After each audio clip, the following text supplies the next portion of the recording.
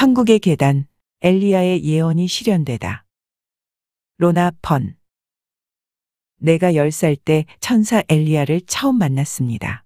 아빠와 낚시를 하러 강으로 가서는 혼자 돌아다니고 있었는데 천사 엘리야는 물을 가로질러 내가 서 있는 곳으로 걸어왔습니다. 나는 물 위를 걷는 천사를 본 적이 없기 때문에 경이로워하며 바라보고 있었습니다. 그때 그가 하나의 비전을 보여주었는데 마치 커튼을 제치는 것처럼 장면이 나타났습니다. 어떤 젊은이가 나무가 늘어선 거리를 걷고 있었습니다. 천사 엘리야는 내가 그 조라는 젊은 남자와 사랑에 빠지고 결혼을 하고 자녀도 가지지만 조는 아프게 되어 우리가 함께 늙어가지 못할 거라 알려주었습니다. 천사 엘리야에게 그러한 사실을 알려준 것에 대해 항의했습니다. 나는 그 당시 단지 10살이었으며 그 이른 나이에 남편과 함께 늙어가지 못한다는 사실을 알게 된다는 것이 너무 불공평해 보였습니다. 그러나 엘리야가 알려준 대로 그대로 일어났습니다. 조는 내가 일하고 있었던 나의 아버지의 주유소에 취직했고 우리는 사랑에 빠졌으며 메이누스에 있는 작은 오두막집을 사서 결혼했습니다. 우리가 결혼하기 전에도 나는 그의 건강이 조금씩 나빠지고 있다는 것을 알아차렸습니다. 나는 신과 천사들에게 그를 낫게 해달라는 기도와 그들이 그와 같은 일이 일어나도록 내버려두는 것에 대한 불평을 오고 갔습니다. 우리가 결혼한 후에도 그는 지속적인 건강에 대한 문제를 지니고 있었으며 세월이 지날수록 당뇨병이 악화되어 심장에 영향을 끼쳐 수술을 하는 지경에까지 이르렀습니다. 그로 인해 그의 삶에 있어서 마지막 10년은 대부분 침대에서 보내야 했습니다. 막바지에 이르렀을 때는 뇌졸중 증상도 여러 번 겪었습니다. 그러나 조의 병에도 불구하고 우리는 너무나도 행복했으며 크리스토퍼, 오웬, 루스와 가장 어린 딸 메간 4명의 자녀가 있었습니다. 그는 루스와 내 생일까지는 살아있겠다는 약속을 지키며 그 전날인 2000년 3월 26일 아침에 죽었습니다. 그의 나이는 단지 47이었으며 가장 어린 메간의 나이는 4살이었습니다. 조가 살아있었던 마지막 주 동안에는 천사들이 그가 의자에 앉아 있는 동안 영적 다묘를 둘러주고 있는 것을 볼 수 있었습니다. 그 다묘는 밝고 따스한 면으로 보였습니다. 그들은 주위에서 사랑이 넘치는 부드러운 손길로 그가 덜 고통스럽도록 도와주었습니다. 그는 의자에서 일어날 때마다 나의 도움을 거부하며 스스로 할 수 있다곤 했습니다. 천사들이 그가 일어나서 걷는 것을 돕고 침대나 화장실로 갈 때 넘어지지 않도록 균형을 잡도록 해주었습니다. 때로는 그 모습들이 우스워 나는 웃음 짓기도 했지만 천사들이 도와줌에도 불구하고 나는 항상 같이 일어나 조의 뒤를 따라다녔습니다. 가끔 천사들이 뒤돌아보며 나에게 괜찮다며 그들이 할 수 있다고 말했습니다. 한 번은 조의 수호천사가 나에게 조가 자신의 존엄성을 지키려 노력하는 것은 아주 중요한 일이라고 알려주었습니다.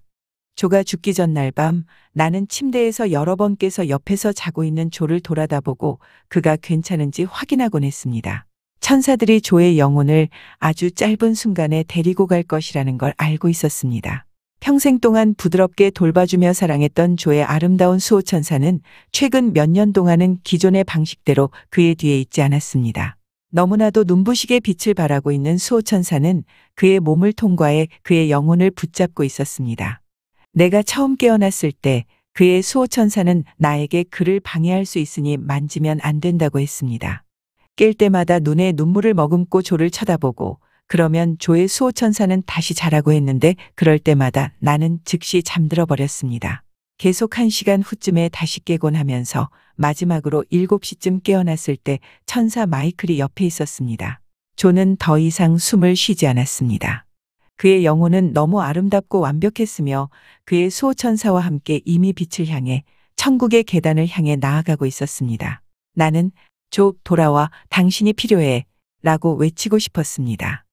너무 절망해서 신에게 조를 돌려주기를 요청하고 싶었지만 그럴 수 없다는 것을, 그 대답은 안 된다라는 걸 알고 있었습니다. 대천사 마이클이 나의 입술을 만지자 나는 말을 할 수 없었습니다. 방은 천사들로 가득 차 있었습니다. 나의 특별한 천사들인 친구들과 스승들 모두 있었지만 전혀 위안이 되지 않았습니다. 눈물은 내 뺨에 계속 흘러내렸고 나는 조의 몸을 팔에 안은 채로 꼼짝도 할 수 없었습니다. 천사 마이클이 나에게 영적 담요를 둘러주며 아이들과 구급차를 부르라고 속삭였습니다. 사랑하는 이가 죽을 걸 미리 알았다고 해도, 또는 그 사람이 오랫동안 아팠다고 해도 그 이별을 결코 쉽게 만들어 주지 않았습니다. 절망했고 마음이 찢어지고 있었는데 아이들의 고통을 보는 일은 나의 상태를 더 악화시켰습니다. 아이들은 나를 위로하려 했고 나는 그들을 위로하려 했습니다. 천사들이 우리를 둘러싸고 있었지만 조금도 나아지지 않았습니다. 응급차에서 내린 남자들은 조를 살리기 위해 헛된 응급 조치를 하고 있었습니다. 나는 쇼크 상태로 몸을 떨면서 그냥 바라볼 수밖에 없었습니다. 그들은 절실하게 응급 조치를 하면서 효과가 없어 라고 하더니 결국 절망한 그들은 조를 담요에 싸서 병원에 가기 위해 급히 응급차로 실었습니다. 나와 크리스토퍼는 택시를 타고 뒤따르고 오웬은 여전히 자고 있으면서 무슨 일이 일어났는지 모르는 메간을 위해 남았습니다. 병원에서 나와 크리스토퍼는 작은 방에서 기다리고 있었습니다. 이따금씩 크리스토퍼의 수호천사가 그에게 안식을 주기 위해 그를 안아주고 있는 것이 보였습니다. 천사 마이클은 내내 내 손을 잡고 있었습니다. 시간이 흘렀지만 나는 얼마나 지났는지를 몰랐습니다. 문이 열리고 한 여성 의사가 와서 내가 이미 알고 있는 사실을 알려주었습니다. 조는 죽었으며 그녀는 매우 유감이라고 말했습니다. 그들이 할 수 있는 일은 없었습니다. 집에 어떻게 돌아왔는지 기억이 나지 않았습니다. 우리 모두는 부엌 테이블에 둘러앉아 차를 마셨지만 어떤 기분도 나아지지 않은 절망적인 상태로 있었습니다. 메간은 내 무릎에 앉아서 계속 칭얼대고 있었습니다. 아빠가 보고 싶어. 메간은 조가 죽은 날 아침 깊이 잠들어 있었는데 응급차가 오는 그 소동에도 깨지 않았습니다. 그녀의 수호천사가 일부러 그녀를 깨지 않게 했다는 것을 알고 있습니다. 겨우 4살로 무슨 일이 일어났는지 아빠가 천국으로 갔다는 것을 이해할 수 없었을 것입니다. 그날 메간이 안 보여서 찾아봤을 때 조의 침대 담요 아래에 있는 것을 발견했습니다. 수호천사는 그녀에게 몸을 굽혀서 달래주고 있었습니다. 그리고 얼마 후에는 그날 아침에 자신을 깨우지 않은 것에 대해 나에게 화를 냈습니다. 사람들은 연민을 가지고 우리 집에 계속 찾아왔습니다. 좀 큰 아이들과 나는 장례식 전에 조를 데려올지 아니면 장례식장에 둘지에 대해 의논했습니다. 우리는 메간 때문에 조를 장례식장에 두기로 하고 크리스토퍼는 장례사에게 전화해 나머지 절차들을 맡아 진행했습니다. 장례식장을 걸어 들어가면서 방의 중간에 열린 관에 누워있는 조를 봤습니다. 관 주위에는 천사들이 있었습니다.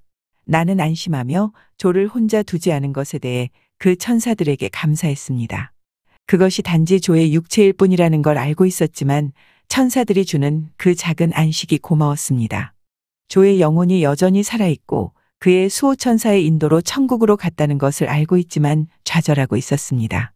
그가 오래전에 떠난 자신의 가족과 나의 아버지, 친구들과 함께 있다는 것을 알았습니다. 죽은 것은 오직 인간의 몸뿐이라는 것도 알고 있었습니다. 우리는 영혼을 가지고 있기 때문입니다. 이 모든 것을 알고 있음에도 불구하고 여전히 슬픔으로 멍한 상태에 있었습니다. 오웬은 메간을 들어올려 관에 있는 조를 볼 수 있게 해주었습니다. 그 순간 메간의 수호천사가 모습을 드러내며 나에게 메간은 아빠가 천국으로 갔다는 사실을 완전히 이해 못하고 있어 라고 알려주었습니다.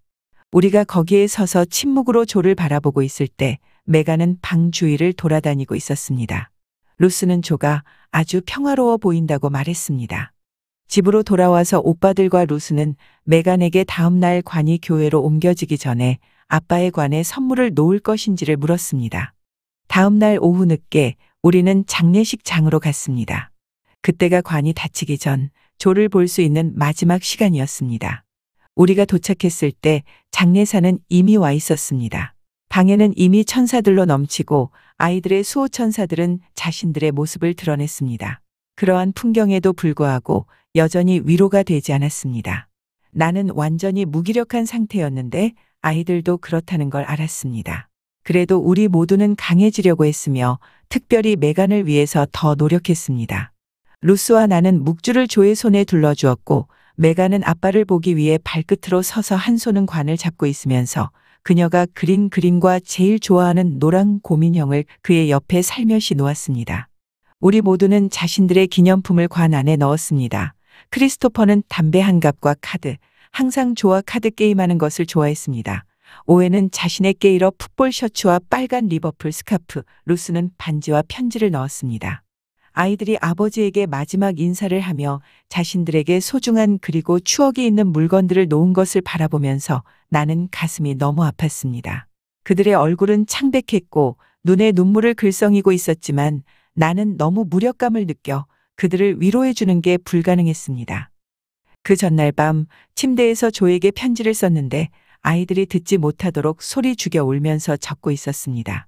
대천사 마이클이 내 옆 침대에 앉아 있었지만 그를 무시했습니다. 나를 불렀을 때 그를 바라보았지만 아무 말도 할 수 없었습니다. 마이클은 내 손을 잡으며 내가 그 편지를 천국에 있는 조한테 확실히 전달할게 라고 말했습니다.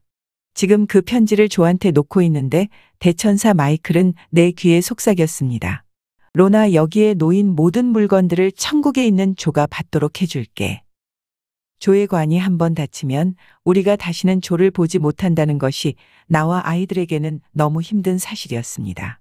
그 일은 우리에게는 정말 힘든 일이었으며 사랑하는 이를 잃은 모든 이들에게도 그렇다는 걸 알고 있습니다. 기억하도록 노력해야 합니다. 내가 기억하려고 노력했던 것처럼요. 당신이 사랑하는 이는 영원히 살아가는 영혼을 가지고 있기 때문에 결코 죽지 않습니다. 우리가 시간이 되어 인간의 육체를 뒤로하고 떠날 때가 되면 우리 모두는 다시 만날 것입니다.